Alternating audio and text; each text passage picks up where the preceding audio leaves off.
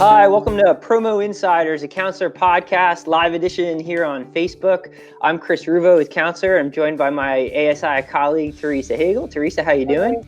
I'm good. How are you? Pretty good, pretty good. We're here today to discuss pandemic parenting and back to school and all the madness that's associated with it, and that's been going on for the last few months.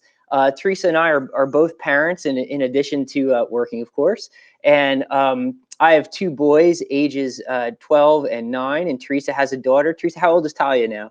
Talia is 8, and she's going into 3rd grade. And okay, all right. So we're speaking from experience here, and definitely with a sense of firsthand knowledge of what goes into this and just how challenging it could be. A lot of what we're going to discuss today is going to focus on back to school, on some of the choices we made for back to school for our kids and what went into that, and probably more importantly for everybody, a bunch of tips and strategies that you would be able to use whether you're decided to send your kids back to in-person school or if you're keeping them home to do cyber learning / homeschool learning. Yeah. So, or if you don't have a choice, not everybody gets to even pick, though. Great point. We're going to discuss that right away. Actually, let's jump into that, Teresa. Yeah. So what did you do? You had a choice. Your school district offered a choice. They said you could do in-home, right, or cyber.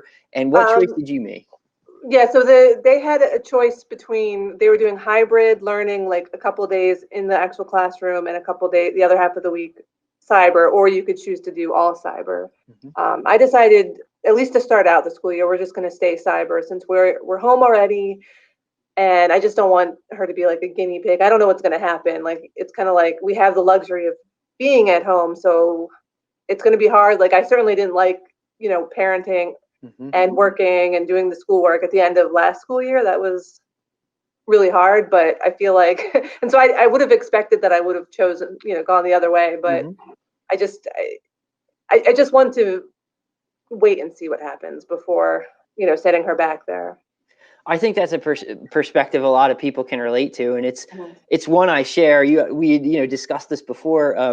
We were live here, and my school district also offered an option where you could do a cyber school through the school district instead of in person. And we really wrung our hands over it, my wife and I, because we know both boys would absolutely benefit being in person. They're both social kids. They're involved with a lot of different things in school, and they benefit even just the simple, for the youngest one, like recess, just going out and playing at recess is such a big thing for him.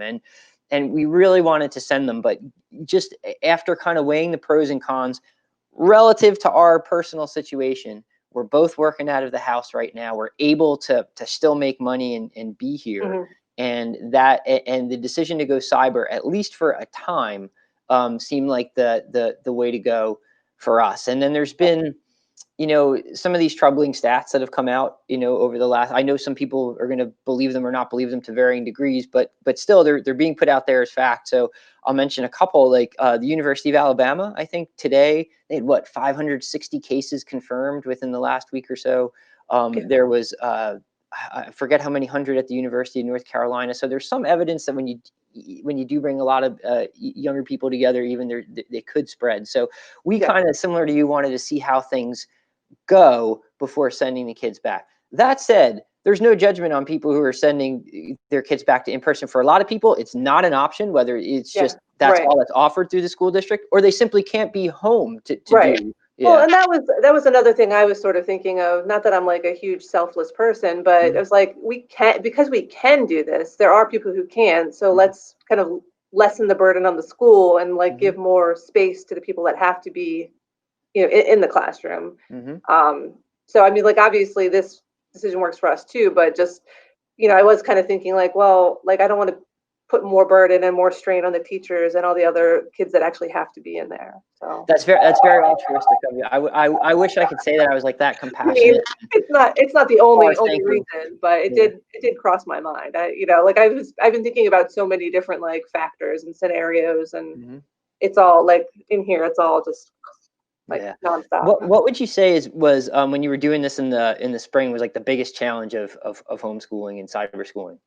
Well, I think it was so part of it was we didn't like, I have my work computer, and then I have like an old laptop that used to work, but now it doesn't really work for like video conferencing. You don't get any sound. There was something wrong with it. So the issue would be that we would have like meetings all at the same time. Yeah. And so I would have to figure out like, because she was still doing like dance at the time and was remote, and then she would have like a meeting for school that would be remote, and sometimes it would be at the same time that I have a meeting for work, and I would have to figure out like, how am I going to find enough devices? Like I can put her on my phone and then do my, Teams meeting for work. But I have to make sure I can get her set up. Does she know how to like, mute herself and this and that? So it was like, I just think it was not knowing what devices to use, where to put everybody, and at the time, like we didn't really think it was, I don't know, I guess I didn't really think this was going to be long term. It's like school's almost over. Right. We don't have to like go out and buy something new or figure out like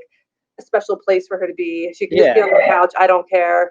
Let's get through this. Just get it over the finish line, so to speak. And it's for I mean, I can relate to that totally with like just technology hiccups throughout the whole thing for sure. A couple of the other things for me, it seemed anytime I was trying to do something like this, like a podcast or a live or doing a Zoom call with an interview, like an important person I was trying to interview, the dogs we have a few dogs, they'd start fighting. The kids would somehow get involved with the dogs.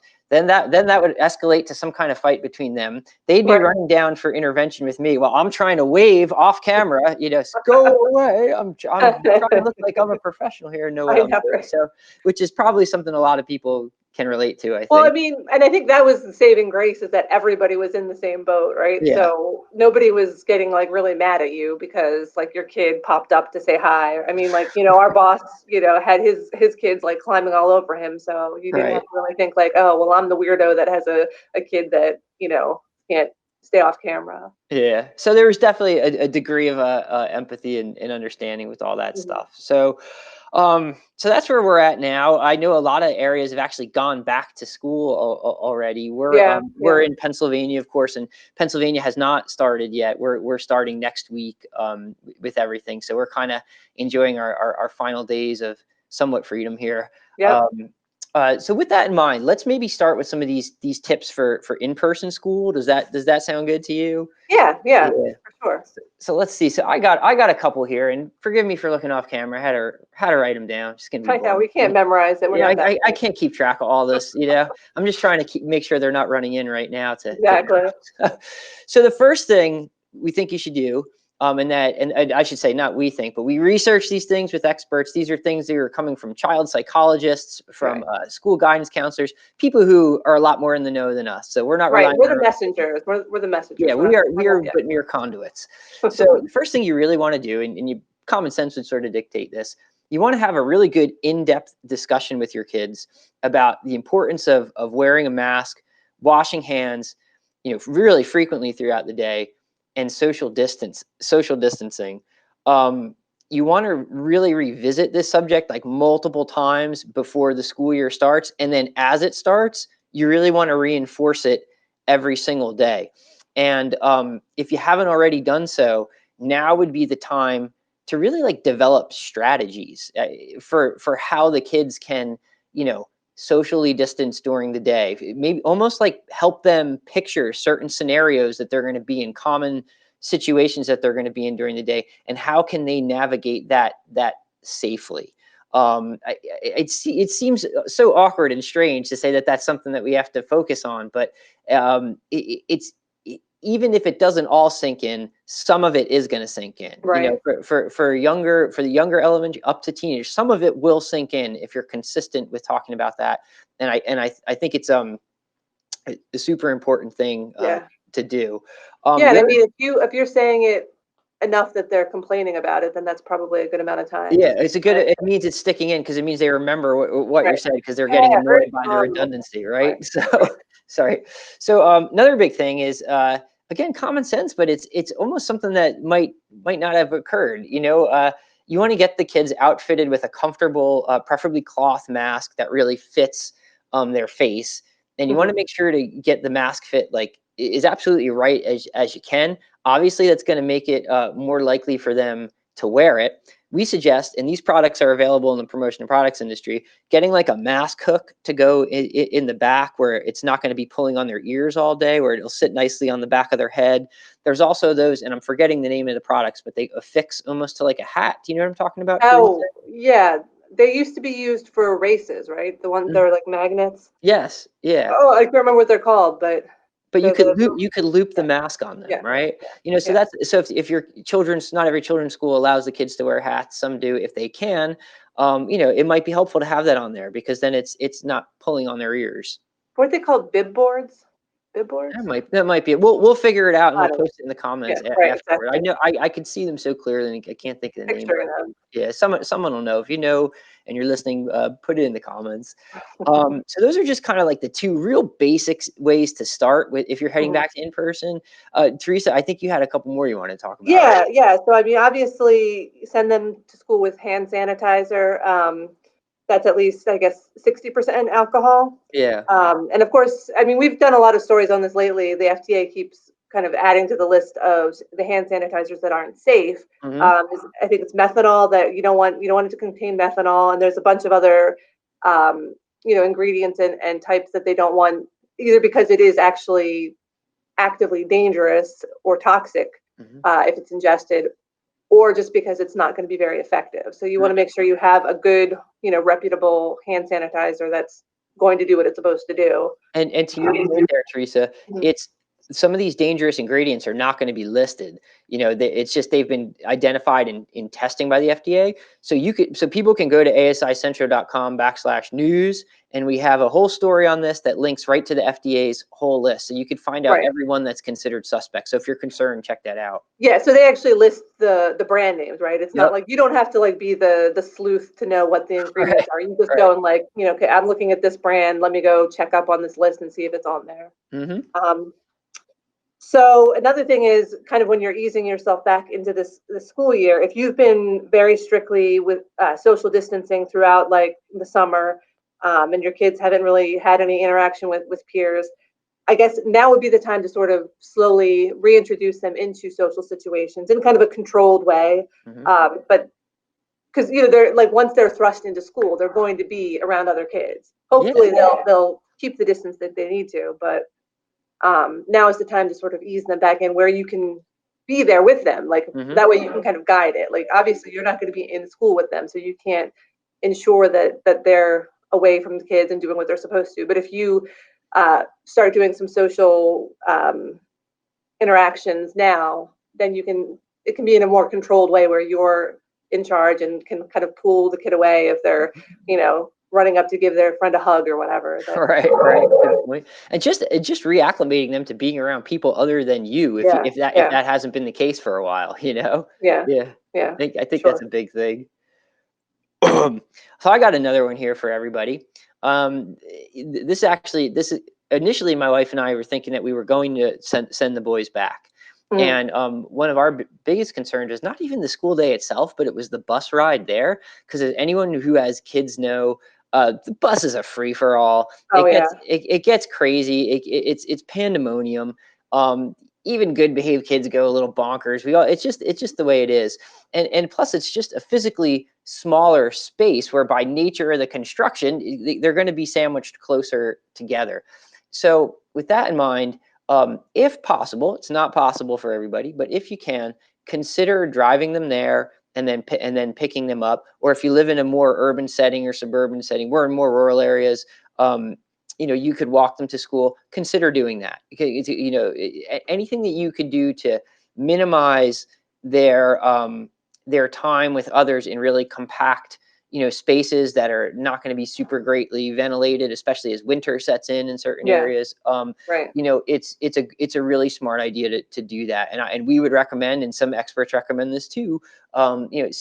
Keep them off the bus if possible. If possible. I mean, I think the schools are doing what they can to, keep the kids separated on the bus, but there's only so much money they have to Right. be able to do that. I think They can't individually bus each student. It's just right, not going to right. happen. No, So, that's not. No, I think people would be very upset when they got their tax bill. mhm. Right, right. um, but I mean, the other, like, I know our schools, regularly, I think they would have 3 kids on one of those tiny seats, which I Hmm.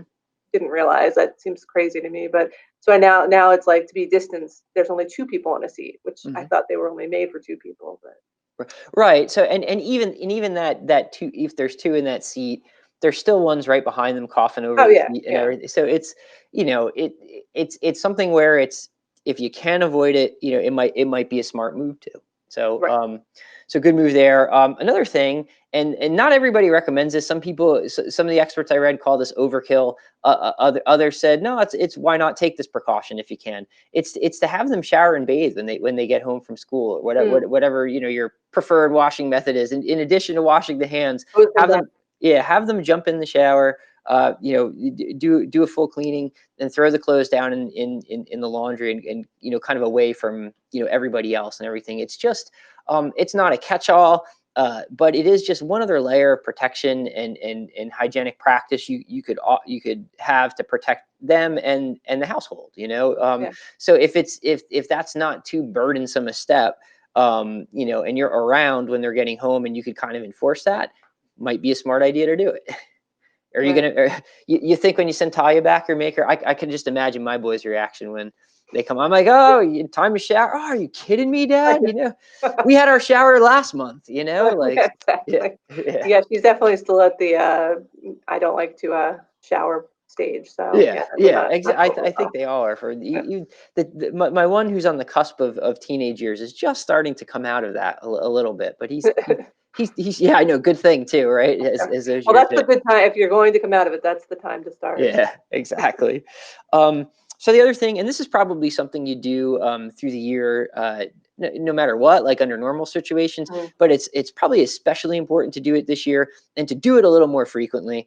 And that's to check in with your teachers and administrators, and to attend, whether it's virtual or in person, school board meetings, to stay on top of how things are going. Hopefully, you live in a communicative school district that's going to keep you abreast of things that are going on. But rumor mills do start fast, especially in the Mhm. age of social media, and the degree to which you can really get good, strong, true facts. True facts. Okay. That's a new phrase. From the people who are really in the know there, and who are involved in the school district every day. That's something really that we think is super important to do, and something we'll be doing once the kids are back in Yeah, person. yeah, for sure. Yeah. All right, so we're gonna move on now to if you're doing some cyber schooling, right? And Yeah, so this is kind of where we're at, and I know we both did a lot of looking into this, so we have I think some good perspective to share. You want to get us yeah, started? yeah. Yeah, yeah. So I guess one of the first thing you should do kind of up front is just have a discussion with your kids, where you set expectations of what is supposed to be happening throughout the day. Give them a chance to ask any questions that they have, voice their concerns. And I mean, obviously, be empathetic to them. I mean, I guess that should be part of a parent, Hmm. when possible. Sometimes, the concerns might seem ridiculous to you, but you gotta Sure. you gotta try your best to Yeah. do that. But and kind of explain to them calmly about how things are going to go throughout the day, and address any concerns that they have. All right, gotcha. Another one we have is create a schedule and stick to it. And initially, we weren't really doing this. It was because it Hmm. was so new to us. And toward the end, we did get. I wouldn't say that we had a hard and fast schedule, but we got Hmm. better about it, and it did help. And some, depending on what your cyber schooling situation is going to be, some of this might just be dictated by the fact that you're going to have like streamed instruction, and there's Right. set, excuse me, times and hours that the kids are going to be on. So that's going to help a lot. But still, you do need to then structure the rest of the day around it, similar to almost how you would if they were going to in person. Well, hey, Right. they get Right. home from school at a certain time. When does homework happen? Are you doing sports or some kind of after school, drama club or something? Well, you have to plan around all that, and it's really important to have that set in stone, really, if you're at home, because there's less of the natural structure, so to speak, that you would Hmm. get with like an in-person normal routine day. And definitely, if you're doing like a self-guided Hmm. cyber instruction, where it's like the kid just has to get on and kind of go through the stuff and watch videos, my goodness, there really needs to be like a set out routine.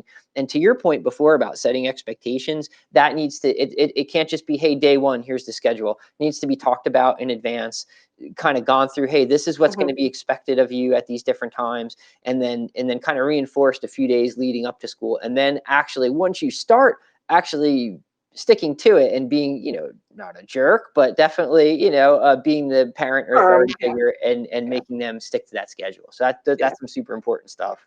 Definitely. And then another thing, obviously, is make sure you build in some physical activity into that daily schedule, because, we all know, like, actually, I've been finding it hard. Like, I've been working from home, and, you sit a lot, I sit more than I do when I'm in the office, because in the office, I get up to go talk to someone, or I get up to go get, lunch or coffee or something. But it's so much easier to just like sit at your chair, your couch, or whatever. So same thing with your kids. Like, they're not going to have gym class. So you need to kind of build that in for them so that they're getting that activity that they need. Another thing is, set daily goals, and then have, offer them rewards for when they hit them. So it gives them some, and I think that's the thing, like, I don't know about your school, but like in her elementary school, they have all that kind of, like, I think they call them roars or something. They get little, like, I know, they're like little tickets, and then they can like get them from the school store. So I mean, obviously you don't have that here, but there's probably ways where you can kind of do little rewards that will be meaningful for your kid. So you can kind of build in that kind of reward system, in the cyber school. That's actually, I think, a great idea. And they do something similar at my younger boys' elementary, where they call them tiger stripes. The school mascot's a tiger, and it's like, ours is a tiger too. Oh, nice! Look at that. And it's basically a way of rewarding them for good behavior, for doing especially good on an assignment, whatever it might be. Most schools are going to have something like that. Some are still doing that through their cyber programs to a degree, but you can reinforce that at home. I think that's a fantastic idea, because I know my younger one especially responds to that. Like, he likes to be able to say, "Oh, I did good. Look, I got that." Like, I won. It's tangible, and it's something they can like feel good about. They can bring home and be like, "Look, I got this." Yeah, for sure. Right. Great point. So, another one is, and I'll admit, I sucked at this at first. My wife has worked from home for years, and so she was just more accustomed to being around them, and a lot of times she had a much more flexible schedule. So she would kind of take the lead on homework and a lot of stuff. And I coach a lot of sports, and I would always be out coaching and stuff like that. So a lot of the, once we were in the home kind of stuff, was falling to her. And when we first started with cyber school, I didn't do it intentionally, but I was a jerk. I wasn't doing as much as I should, because she was used to interacting with them in that way. And but I'm sure she got burnt out. Yes. And it's totally unfair. Like, if you're in a situation where there are two people working from home, definitely split up the tasks, equitably. Try to give each other time to, or allot some time from each of your schedules to help. If there is one person who's, say, working in the home, or not working, and there's another one working outside of the home, maybe when the person who's working outside the home gets back home, hey, they're gonna chip in to help with homework after the day's instructions done, or whatever it means. And it seems like a common sense thing, but when you have, like, the daily life moves pretty fast, and it's like, if you're not keeping that conscious in mind, it could fall, as it did in my case, regrettably, to the person who's maybe more accustomed to do it, or more apt, or quite frankly better at it, to do it. You have to be intentional.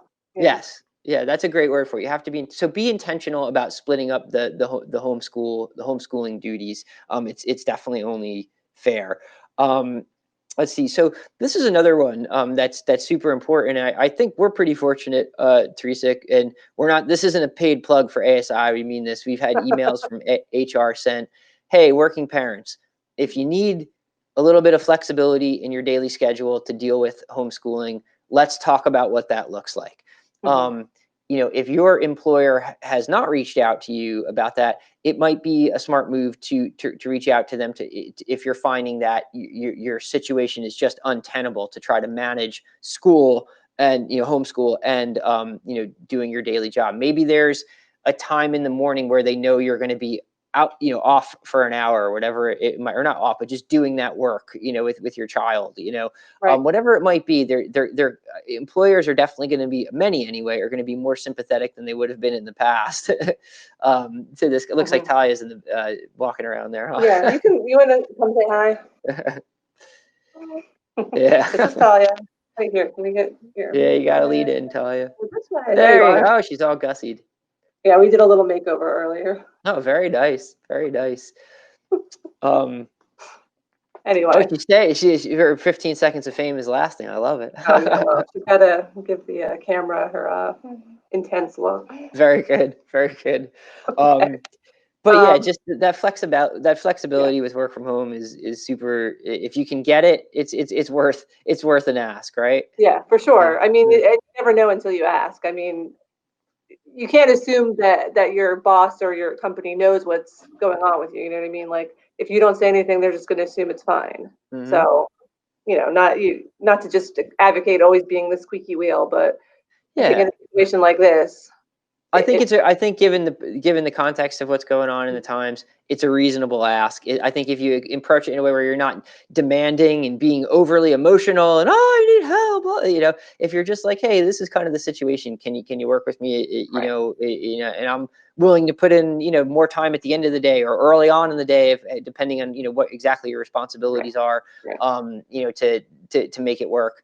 If you show you're willing, good faith, hey, I'm not just looking for less work time, I'm just looking to move around the schedule a little bit. I think that a lot of employers are going to be receptive to that. I think so. And of course, obviously, everything that we've been talking about so far is kind of assuming that there's at least one parent Hmm. at home. But I know that there's people who are essential workers that need to be on site doing whatever, whether it's healthcare or at a grocery store or whatever the case may be. They cannot. Maybe you work in production for a supplier, for a There you promo go. supplier. Yeah, yeah. You got to be in the shop, right? Right, right. So if you are not able, if the parents are not able to be at home, however, your district is still, doing remote, the cyber school, and um, that's a difficult situation to be in. But something that you could come up with is they have we've heard of these pods, I guess they're calling them, like these socially distant study groups. So maybe that you can kind of get hooked up with one of them. It'll be outside of the home, but it would be better because it's fewer kids. Maybe it's like a retired teacher or a child care worker or something. Or even like you could find like an unemployed family member or friend who's vetted and reliable, and pay them to kind of be the I guess it's not even really the teacher, but like just be the adult there Monitor. supervising, Yeah. taking over the role you would have, during the day. And I know some people would say, maybe that's a little age specific to the younger ones, but not Mm-hmm. really, because if you have, your 16 and 17-year-old left to their own devices, and some are going to do a great job for sure. And Some will be a Ferris Bueller situation. yes, absolutely. Not to make a very dated reference, but Yeah, well, they'll be taking out the car for the joyride in Chicago and right.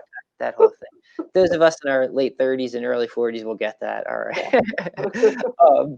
Let's see here. So, on the socially distant study group, if you can finagle that, and of course, there are stay-at-home dads and moms too, who might be willing to run this. There's a few in our community who are doing this, and we've kind of chatted with them about maybe a Mhm. couple of days a week. So, look for those folks too. When doing these study groups, though, if it's possible, if you're in an area of the country where the weather permits it, hold it outside the home for as long as possible. Maybe you could set them up on a back porch or a deck, or even in the yard if you have good Wi-Fi, because that increases or decreases the likelihood of any kind of transmission of any kind of disease, COVID or otherwise, just by Right. being outside. Plus, it's fun. But yes, yeah. Plus, it's fun, and I think maybe at first it may be a little tougher to get them to concentrate, but it becomes something nice to look forward to. I think for them, so that's a good thing. If possible, some parents are kind of teaming up to form their own pods together. If you can, maybe don't have the burden fall all on one parent. Maybe there's a couple moms and dads who have time at different times during the week to kind of be a leader or to be a host of this. So split it up. Right. That way it's like less burden on one family. And also it speaks to flexibility with employer. Like if hey, I'm going to work 10-hour, 11-hour days, Monday, Tuesday, Wednesday, but then Thursday I host the pod, so I'm going to need 4 hours in the middle of the day, kind of off, Right. whatever it might be. You can kind of work things like that. So that speaks to the flexibility too. So just something to consider, kind of trying to minimize the burden on everybody when it comes to pods. Mm-hmm. Yeah, and I mean, obviously, if in your actual home classroom or whatnot, like you should set up a space for it, because like I think I was saying, like last year we did not do that. It was just like, okay, you're on the couch, that's fine, and she'd be like, on her back with like the laptop like over her head. It was ridiculous. I was like, we can't do that. So we've actually since moved since then, and now we have a spare bedroom, and we just set it up over the weekend with a desk and a chair, and it's going to be very, that is where you do your schoolwork. Yeah. So I think have a designated like little office kind of area for them if you can, with few distractions. And another thing is, with cyber school, they're going to be on screens a lot, because that's just the nature of doing this. I think all of the kids in her district they're all getting iPads, because some of it's like hybrid, some of them are remote, so everybody's getting issued an iPad, and I'm sure they're going to be doing a lot of the work on that. So whenever possible, like cut that screen time. So physical books. I mean, there are still bookstores out there. Yes, believe it or not. Yeah, I'm a big believer in books. So go to like your local indie bookstore if you can find one, and get some great physical like picture books or novels or things for them to read on their own time, because I'm sure like reading time is still going to be a part of the day. So make sure that's like with the actual paper books. Yeah. And I think we had already said about having that physical activity. Well, that's another area to not have screens, but just like any way you can kind of break up like that glued to the screen Yes. time, because there's just going to be so much of it, more than they should be getting. But even like writing out, it's going to seem archaic, but like writing out their math problems or something like things Right. like that, where you're not always so zoomed into paper and pencil. Some of that old school stuff, bring that back. Yeah, for sure. Play. Yeah. Now this is one I can't believe we didn't think of, but it's such like a great little practical tip. How many times during the day did you get the "Mom, I'm hungry," or "Dad, I'm hungry," right? Like, especially if they're sitting around a lot because there wasn't a ton to do. In advance, whether you do it the night before or the morning before the school day starts, prepare them some snacks and say, these are the day's snacks. And then that way they know what their snack allotment is for the day. If you really want to be regimented about it, you can say, okay, your snack time is at such and such a time, and that's when you're allowed to go get a snack. Also, the benefit of this is you're going to prepare that you'll have the opportunity to prepare them healthier stuff, because instead of just grabbing whatever's at hand at the moment, you could actually, like say, hey, all right, we're going to do apple slices instead of like just grab the potato chips, or pardon me, whatever it might be. So if you could prepare snacks in advance, I think that's a great one. Another one, of course, common sense stuff, but really super important with home. Closely track your child's activity and performance. Some kids obviously perform really well in a cyber setting. Others really struggle a lot more because they're just not getting that kind of engagement they need. So I think it's more important than ever to really stay on top of where your kid is. And that goes back to a little strategy we shared earlier for in-person, which is make sure you're having regular communication with their teachers and their administrators and the board. And then, lastly, engage. I wrote down engage in frequent and considerate communication. Consider it with teachers. Oh yeah, that's gonna be the operative word, because the teachers are doing their best. Like, it's really hard for teachers right now too. Yeah, I think they sometimes get maligned unfairly. It's a very difficult situation. They're getting it from all angles. The vast majority that I know didn't get into teaching because they wanted to make $1 million. They got into teaching because they were motivated to help kids and to educate children. And most of them, it's a profession you generally go into with the right intentions, and most of them that I know, again, are doing the best they can under pretty extraordinary circumstances. So try to just be sympathetic to that. And I think if you are and you approach them in that way, you're going to get more of the support that you need to make your child's education a success. So under pretty extraordinary circumstances. So just keep that in mind. It's a crappy time for everybody, and they want to help your kids, so they want to hear from you if you have information that's like relevant. Like, I think that teachers appreciate that communication. But yeah, definitely keep in mind that they're in the same boat we are. They don't want to be doing this either. Yes. I know that, like, for me, just having to go through those last few months of cyber school really gave me an appreciation of what teachers do, because I can't do it. I definitely can't do it.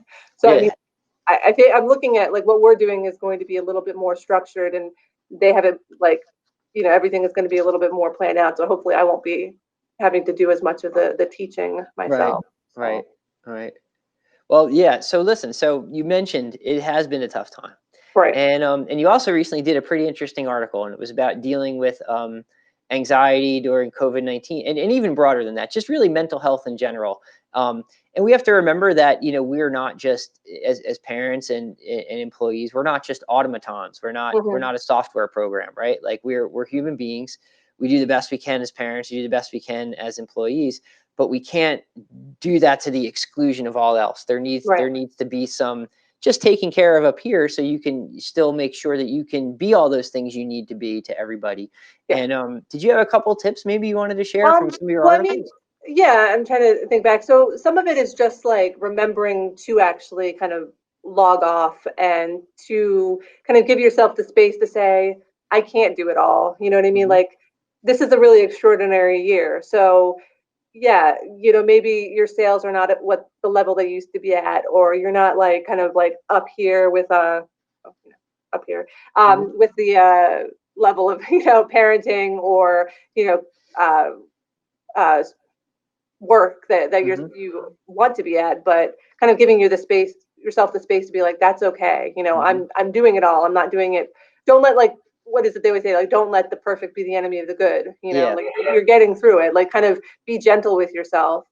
And also, like, when kind of log off before you actually start feeling burnout. Give yourself that time to log off and take a walk, or do something to decompress, because by the time you're actually feeling that, it's probably already too late. Yeah, it's already got in. Yeah. So even if it feels silly, like, to say, okay, I'm turning my email off now, like, I'm fine. I can still do more work, but give yourself, like, kind of set it before you think you need to, because that's gonna help you from actually ever needing that.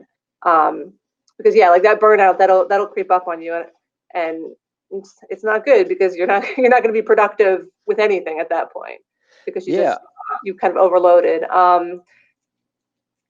What else? I mean, like, there's always, like, find time for things like yoga or meditation, breathing, something to kind of take your mind off the screen, off of all the stuff that's going on, something that can help you kind of reconnect with yourself, pay attention to your body. Because I think another thing people mentioned is, like, all that stress, the anxiety, a lot of those symptoms can be similar to COVID, right? Oh, yeah. So you want to be having, like, an anxiety attack and then going to the doctor thinking it's COVID or something. You know what I mean? Like, so you need to kind of be in touch with how your body's responding to stress. Yeah.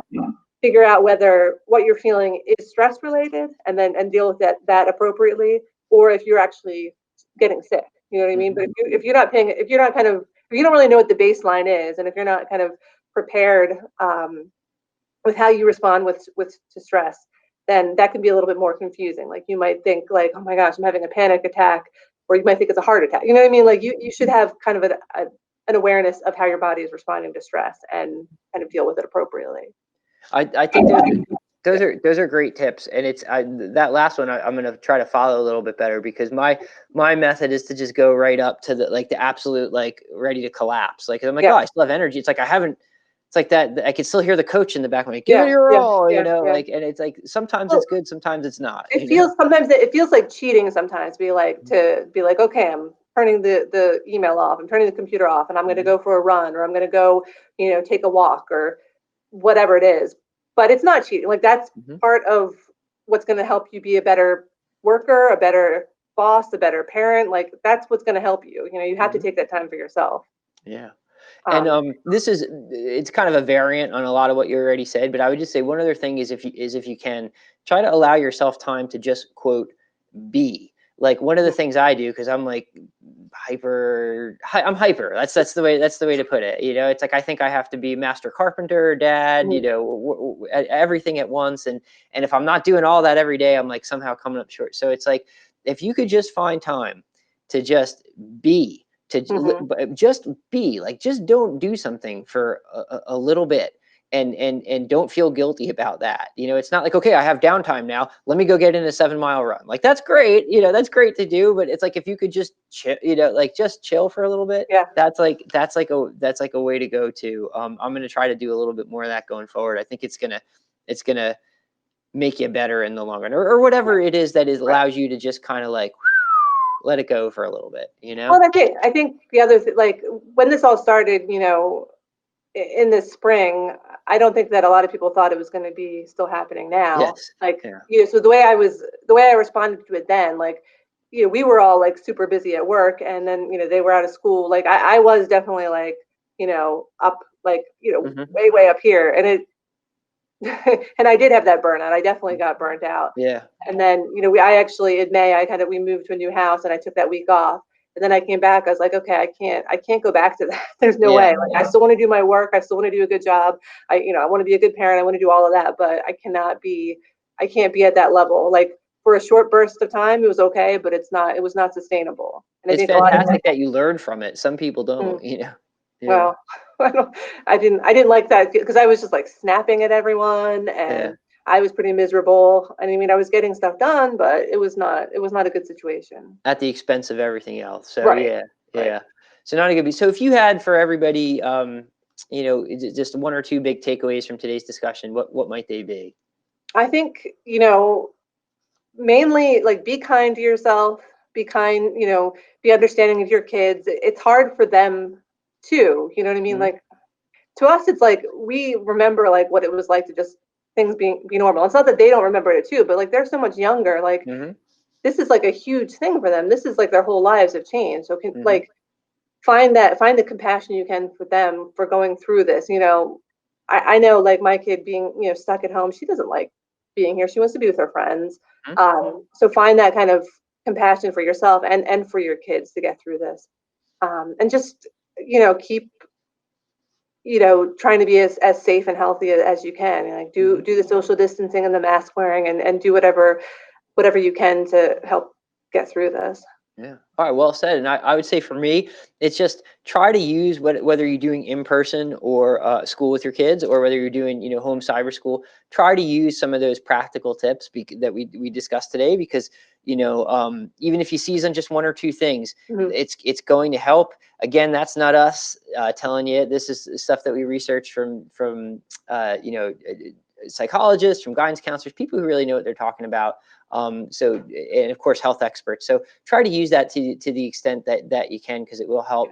And then just remember that you're not alone. It's not like this is happening in one isolated spot of the world, or it's some kind of horrific economic crash or pollution that's specific to an area. This is literally worldwide. It's countrywide. It's something every parent in the United States right now is confronting in one way or the other. And it can be easily, especially if you're working out of the home, to feel isolated sometimes in it. Mhm. But just remember that you're not, and that there's other people in it too, and try to have, I don't know, share a bit share the burden with people that you trust, I guess, a little bit. Right. Right. Yeah, for Yeah. sure. All right. Well, I guess that's it for us today. Thank you so much. We hope everyone who tuned in found a couple helpful tips, or at least had a chuckle or two. We'll be posting this on asicentral.com/news once it's all ready to go within the next day or so. So thank you, everybody, so much. We'll catch you again soon. Yep. Bye. Bye bye.